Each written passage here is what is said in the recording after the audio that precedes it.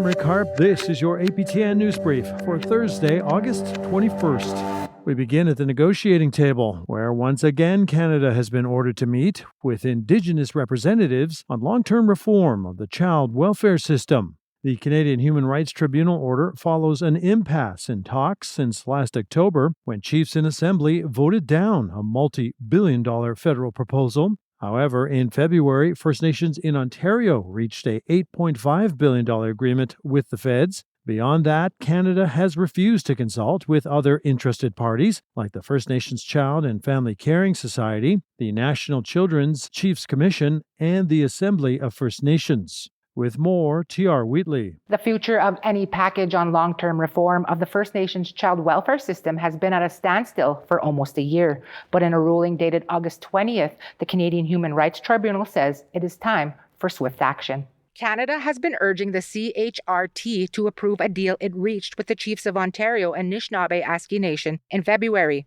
The federal government believes that $8.5 billion deal could help negotiations on a national level. However, the tribunal disagrees and is directing the feds to proceed on both the Ontario Agreement and the national long-term reform. The tribunal is urging Canada to return to the table of negotiations to listen to the National Children's Chief Commission, the Assembly of First Nations, and the First Nations Child and Family Caring Society in order to avoid the possibility of an imposed final solution.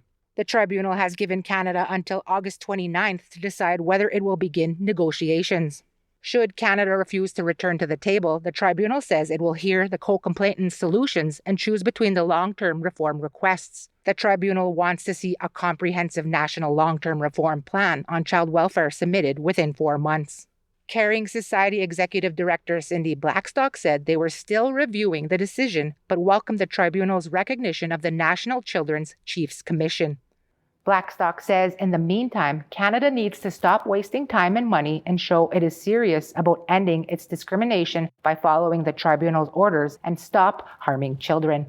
T.R. Wheatley, APTN National News, Winnipeg. The politics of economic nationalism continue to spill over into other realms. Case in point, the recent Chiefs of Ontario Wellness Conference.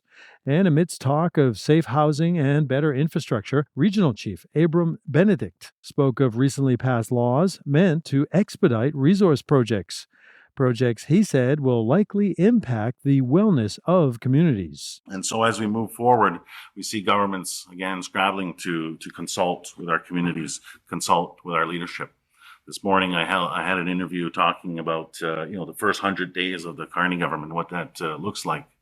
And they asked about, what should have been done different. And what should have been done different is that when the government thought about introducing legislation to fast-track projects, the First Nation rights holders should have been at the table from day one and not after the fact. Hundreds of Red River Métis businesses will now be eligible for federal set-aside contracts. This after the federal government officially recognized the Manitoba Métis Federation's business directory as a trusted source. More than 850 businesses can be found in the directory, and under the federal procurement strategy for Indigenous business, departments must award at least 5% of the total value of their business contracts to First Nations, Inuit, and Métis majority-owned businesses. That worked out to roughly $1.2 billion in contracts in fiscal year 2023-2024. MMF President David Chartrand. When we look at it, we were not in there. The 850 businesses were not entitled to be selected. So I think the minister upstairs, I'm very, very happy what this means to us.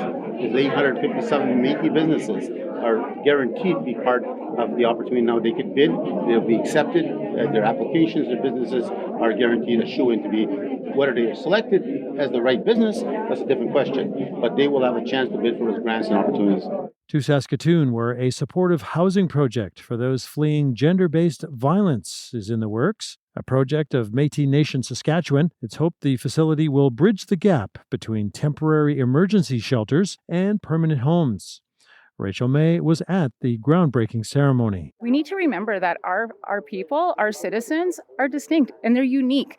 And we cannot expect the colonial systems to continue to, implement programs and services that are not for them. MNS Minister of Health Beverly Fullerton attended the groundbreaking for a new 16-unit, 24-bed supportive housing facility for women, children, and 2S LGBTQIA+ people leaving abusive situations. The facility will offer 24-hour support workers and education and childcare services. Fullerton shared her own experiences leaving domestic violence and said this facility will give survivors a chance to rebuild their lives. So with Métis Nation, it is absolutely amazing that we can actually address the issues and then wrap our citizens around the love and care and respect that they deserve. MNS President Glenn McCallum says these projects are about bringing government partners together to better serve people who need help most. And that's why it's so important with the people that are here from the province and the federal government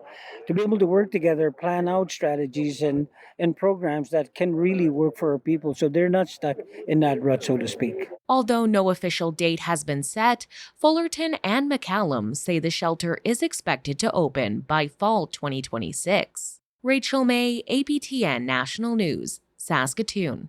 Turning to the northern portion of the province, where some 2,500 wildfire evacuees have now returned home. Forced to leave last week, favorable weather conditions and reduced fire threats made the return possible, according to the Saskatchewan Public Safety Agency. And the last place to welcome back residents Monday was La Planche First Nation. Meanwhile, the agency reported 60 active wildfires as of earlier this week.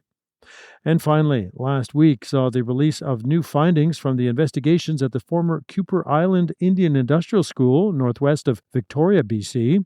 With more on what the Penelakut Tribe's search has uncovered, Ryan Cunningham. So a little context of the Quepper Residential School. It was located on the Penelakut Island off the coast of Vancouver Island and opened in 1889, with students coming from as far as Prince Rupert in Saskatchewan. Then the government stepped in and closed the school in 1975, and the building was demolished in the 1980s. Then in 1995, Oblate brother Glenn Doty pled guilty to 3 charges of indecent assault and gross indecency. But then the next chapter of the story is fast forwards, and we're in 2021, when the Kamloops First Nations announced their findings of their unmarked graves. The Quepper survivors began their search, and the initial survey, just within months, found more than 160 unmarked graves. Through an archival investigation, researchers found 50 more unaccounted for deaths and another 51 missing children whose final status was not documented. The community was able to start ground-penetrating radar and LiDAR scans, and they found a clear pattern of what appears to be 342 child-size unmarked graves. These potential graves were not mentioned in the archives, and they weren't marked like the first row of staff graves. The community released a press release earlier this month. The Penelakut elders have decided to go ahead with forensic excavations of the 342 unmarked graves. They made a point of acknowledging that it will be expensive and it'll be difficult and will carry significant emotional and spiritual costs. Now, even though there are still restricted federal documents that the government has not released to the community, the initial findings suggest a disturbing pattern where school officials would keep dying or dead students on the school rosters for as long as possible, and that was in order for the church to get the per diem, per head funding that the federal government gave all the residential schools. So the next steps are to organize forensic investigations. And from what I understand, that takes a lot. Will take a lot longer than the ground penetrating searches. The teams will obviously be much larger as well. There was also rumors of a furnace used to allegedly get rid of some of the remains of children. And they did find where that concrete casing was through the ground penetrating radar. Definitely an area of interest, but of course, getting forensic evidence with that kind of remains is incredibly difficult. So they're going to wait to determine how best to go about that part of the search. And that's your APTN News Brief for Thursday, August 21st. I'm Rick Harp.